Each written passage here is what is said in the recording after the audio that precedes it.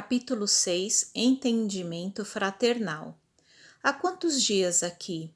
Positivamente não sei, adiantou Ernesto, denotando fome de conversação. E completou: tenho matutado bastante naquele nosso entendimento de Poços de Caldas, acalentando sempre a esperança de revê-la. Gentileza de sua parte. Evelina confidenciou a perplexidade em que vivia.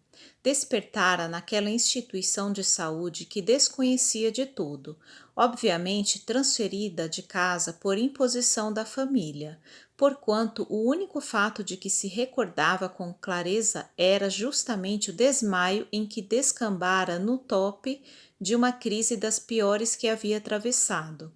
E salientou sorrindo que tivera a impressão de morrer. Quanto tempo desacordada? Ignorava. Retomara-se apenas quando viera a si do sono profundo e sem sonhos, ali mesmo no quarto do terceiro andar. Desde então andava intrigada com o mistério que a administração fazia, em torno dela própria, de vez que não obtivera permissão para telefonar ao marido. Fantini escutava atencioso sem articular palavra. Em derredor, algumas pessoas se mantinham sentadas ou caminhavam com naturalidade, lendo ou palestrando aqui e ali. Rosas, miosotes, jasmins, cravinas, begônias e outras flores sobre árvores recordando amendoeiras, figos e magnólias embalsamavam o ar extremamente diáfano com perfume delicioso. Alongados os comentários que anotava, curioso, Fantini mostrou estranho brilho no olhar e concordou com Evelina. Declarou achar-se em brasas. Revelou que também sofrera esquisita fuga de si mesmo, com a diferença de que isso lhe ocorrera logo após a cirurgia, quando voltava para o leito segundo acreditava. E registrara aquele mesmo fenômeno da retrospecção, a que se reportava a senhora Serpa em seus apontamentos confidenciais, no qual se vira repentinamente devolvido ao pretérito, desde os primeiros momentos de espanto até os dias primeiros da infância. Depois dormira pesadamente. Incapaz de explicar-se quanto ao tempo exato em que se demorara obtuso, inconsciente, tomara acordo de si próprio naquele nosocômio 10 dias antes. Conservava igualmente a mesma estupefação perante as normas de serviço ali regulamentadas, porque não conseguira o mínimo contato com a esposa ou a filha, das quais se despedira na cela hospitalar, horas antes do trabalho operatório a que se submetera. Achava-se por isso inquieto. Ela, Evelina, experimentara o enigmático desmaio no círculo doméstico ao pé dos entes queridos. Ele, porém, deixara a família em meio de agoniada expectativa, sem que lhe fosse facultado qualquer recurso de comunicação com os parentes. Reconhecia que o estabelecimento de saúde a que se abrigava agora não era o mesmo onde se internara para o tratamento. Chegava a duvidar de que estivesse realmente em São Paulo. O firmamento parecia-lhe um tanto diverso à noite, e a piscina de que se servira continha água tenuíssima, embora fosse compreensível tivesse aquela casa filtros e engenhos especiais para a medicação da água comum. E Ernesto acabou o relatório indagando: a senhora já foi às termas? Ainda não. Verificará a minha surpresa quando for até lá. E admite que irei? Retorquiu Evelina com um ar brejeiro de quem se via um tanto mais consolada. Perfeitamente. Já ouvi dizer que a hidroterapia aqui é obrigatória. Fantini sorriu significativamente e enunciou, carregando cada palavra de recôndita inquietação. Sabe da hipótese mais razoável? Desconfio de que nos achamos com autorização de nossos familiares numa organização psiquiátrica. Nada sei de medicina, no entanto, estou supondo que os problemas da suprarrenal nos transtornaram a cabeça. Teremos talvez enlouquecido, entrando pelas raias da absoluta alienação mental, e com certeza a segregação terá sido a providência aconselhável. Por que pensa assim? Volveu a senhora Serpa muito pálida. Dona Evelina, Não me chame dona, insisto em que somos amigos e agora mais irmãos. Seja, aqueceu Fantine e continuou. Evelina, você verá os aparelhos engraçados com que nos aplicam raios à cabeça antes do banho medicinal. E creia que todos os doentes acusam melhoras gradativas. Desde anteontem, quando fui à imersão pela primeira vez, sinto-me mais lúcido e mais leve, sempre mais leve. Acaso não se vê em boa posição mental desde que despertou? Não tanto. Aflito por notícias dos meus, voltei a sentir agudas crises. Bastava lembrar a mulher e a filha concomitantemente com a intervenção cirúrgica e via-me quase que de imediato sob asfixia terrível, a desfalecer de sofrimento. Evelina rememorou a própria experiência, mas silenciou.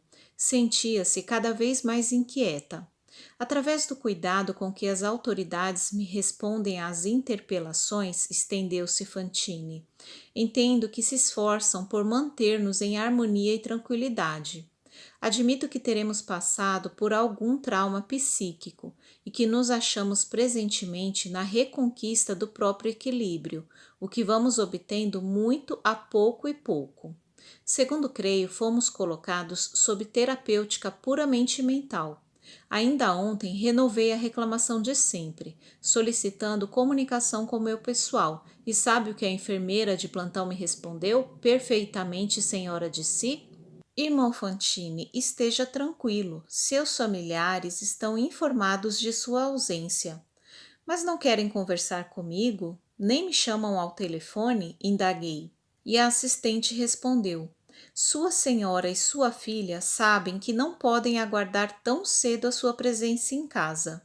Porque eu recalcitrasse exigindo providências, a moça declarou: Por enquanto, isso é tudo o que posso lhe dizer. Que deduz de suas próprias observações? Concluo, salvo o melhor juízo, que estivemos claramente sem o sabermos na condição de alienados mentais, sugeriu Fantine quase novamente bem-humorado. E de certo, emergimos agora com muito vagar das trevas psíquicas para o estado normal de consciência. Os médicos e enfermeiros que nos rodeiam estão plenamente justificados quanto ao propósito de resguardar-nos contra quaisquer tipos de preocupação com a vida exterior. O menor vinco de aflição na tela mental de nossas impressões do momento, assim penso, nos traria talvez grande prejuízo às emoções e ideias, qual ocorre a pequena distorção que desfigura a simetria das ondas elétricas. É possível? Expressiva pausa caiu entre os dois. Após fundo mergulho no mundo de si mesmo, Ernesto rompeu o intervalo. Evelina, quando você entrou na crise terrível de que me fala, ter-se-á confessado antes? Que lhe teria dito o sacerdote? Recebeu dele quaisquer conselhos? A interlocutora assustou-se perante a angústia com que semelhantes inquirições eram moduladas e contraindagou. Oh, por quê? Por quê, meu amigo? Confessei-me antes do desmaio sempre que pude. Mas por que procura saber? Para chasquear?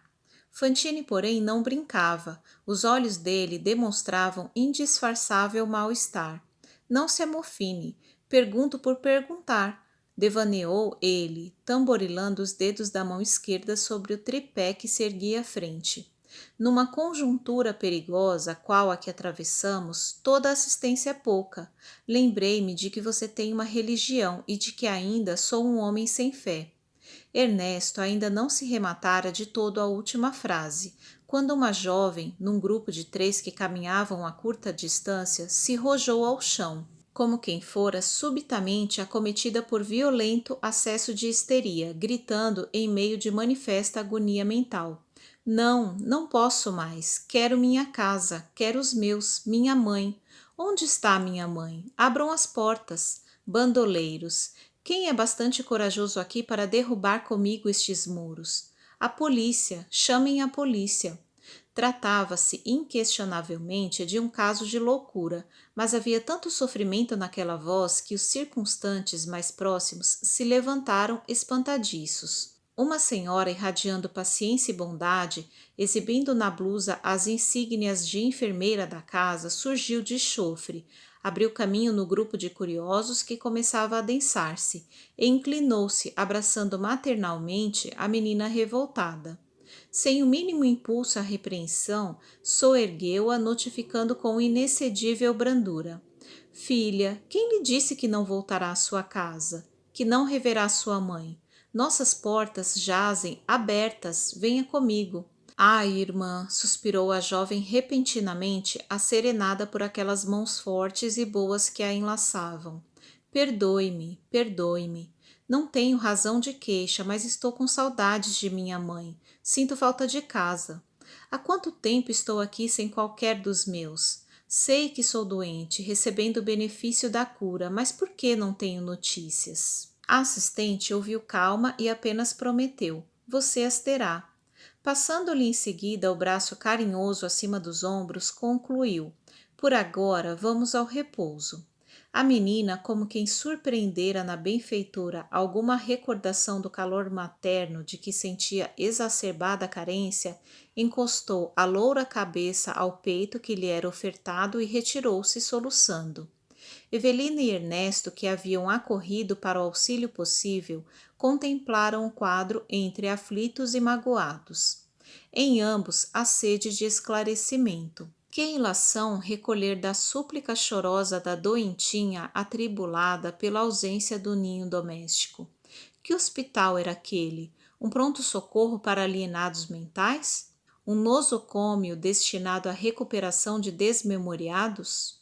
No impulso de curiosidade que não mais pôde sopitar, abeirou-se Evelina de uma senhora simpática que acompanhara a cena, denotando aguda atenção e cujos cabelos grisalhos lhe recordavam uma cabeleira materna, e assuntou com discrição: Desculpe-me, senhora, não nos conhecemos, mas a aflição em comum nos torna familiares uns dos outros. A senhora pode dar alguma informação acerca da pobre menina perturbada? Eu? Eu? Redarguiu a interpelada. E advertiu: Minha filha, eu aqui praticamente não sei da vida de ninguém. Mas escute, por favor. Sabe onde estamos? Em que instituto? A matrona achegou-se mais perto de Evelina, que a seu turno recuou para junto de Fantine e cochichou: A senhora não sabe?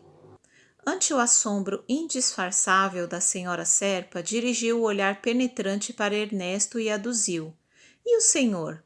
Nada sabemos, comunicou Fantine cortês. Pois alguém já me disse que estamos todos mortos, que já não somos habitantes da terra. Fantine sacou o lenço do bolso para enxugar o suor que passou a escorrer-lhe abundantemente da testa, enquanto Evelina cambaleou prestes a desfalecer. A desconhecida estendeu os braços à companheira e recomendou preocupada: Minha filha, contenha-se. Temos aqui dura disciplina. Se mostrar qualquer sinal de fraqueza ou rebeldia, não sei quando voltará a este pátio. Repousemos, interveio Ernesto. E dando o braço a Evelina, ao passo que a dama prestimosa ajudava a escorá-la, rumaram os três para largo assento próximo, sob grande ficus onde passaram a descansar.